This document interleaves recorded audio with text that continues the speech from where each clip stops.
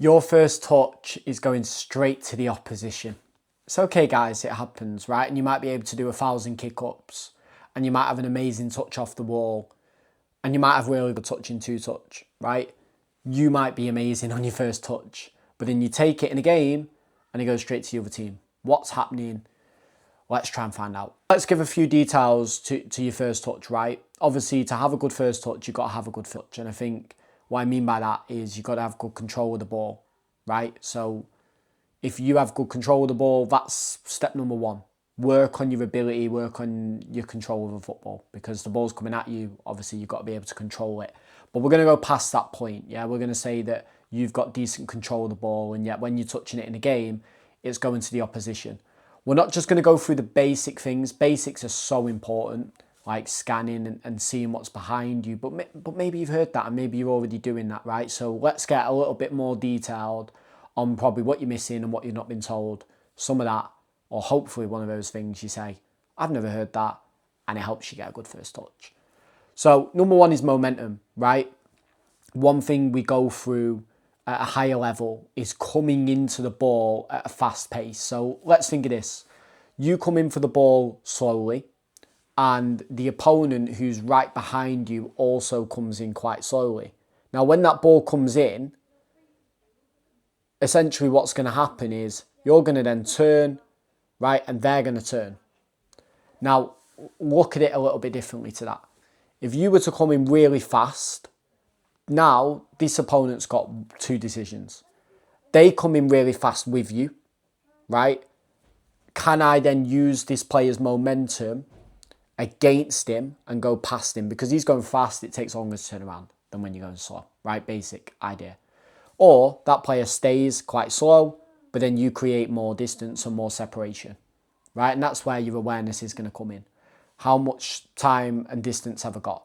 If that player's close, you might use body protection detail. Again, we've gone through that in a different video, so you can check that out, how to protect the ball and hold your body weight and stuff like that, right? Using your arms, having a good position. But if you get more separation, it's obviously going to be a tighter touch. Then you're playing with the opponent in front of you. You might pick a pass, you might drive into the space, whatever it is you think you're going to do. At a really high level, when we start getting to scholar football, professional football, that player is going to run in and then slow down. That's what you're taught to do, slow down and jockey. That's where it gets a little bit harder, but you're past the really advanced point. If they're obviously able to slow down, normally it's about having awareness, knowing if you can just pop it around the corner, play one or two touch, right? And not being too predictable, yeah? Not doing the same turn off every time. Obviously, an opponent gets a read on you. If you do turn off and the opponent's there, can you get your body across them, right, to hold them off? Maybe spin then in the other direction, and just know what exits are available, right? I think that's important. So that's number one, using momentum to go in and collect the ball. Number two is going to be speed changing, right? So as you come in for the ball, you're going to go off whatever that player's doing. So if that player's first touch is quite slow, you might then think, right, I'm going to bite for that. You see a lot of players that are amazing at spinning the ball. Their first touch might give you their back because players are taught to press when you've got their back, right?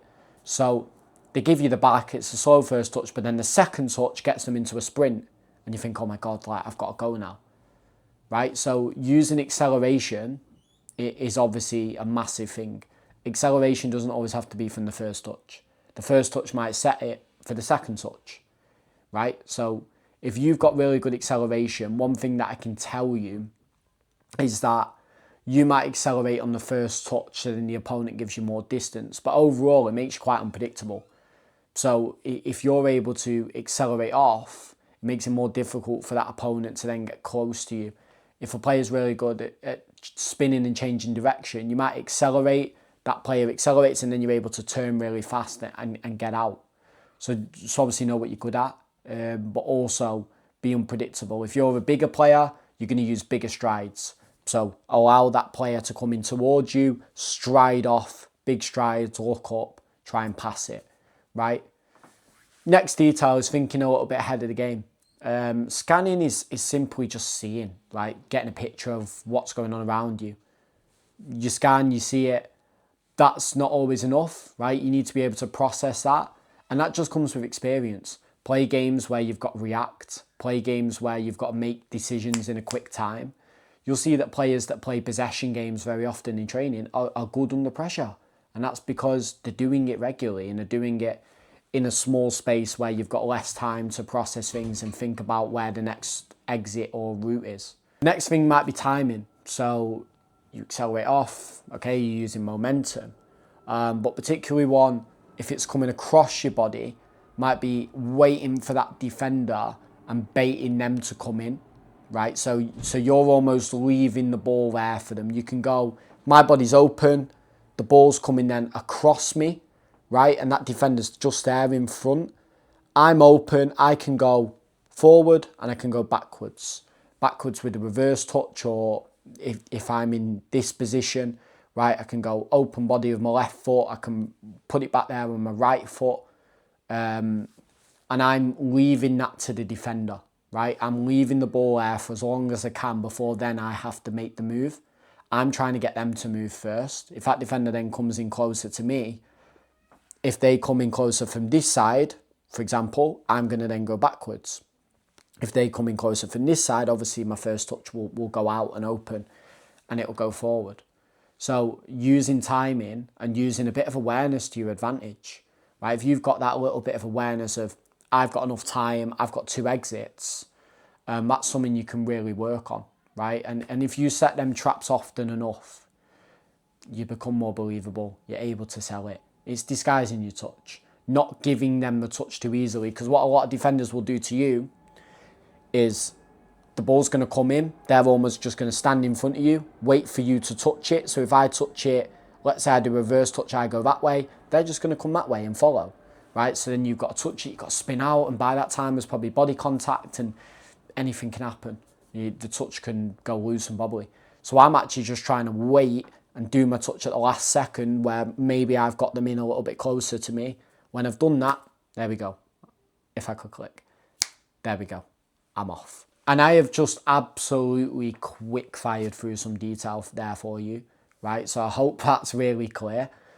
We've gone through direct points, which are going to really help your first touch and hopefully in a game make you more detailed. So if you want me to actually go on the pitch and you want to see a little bit of this, let me know how that will help and we'll get it done.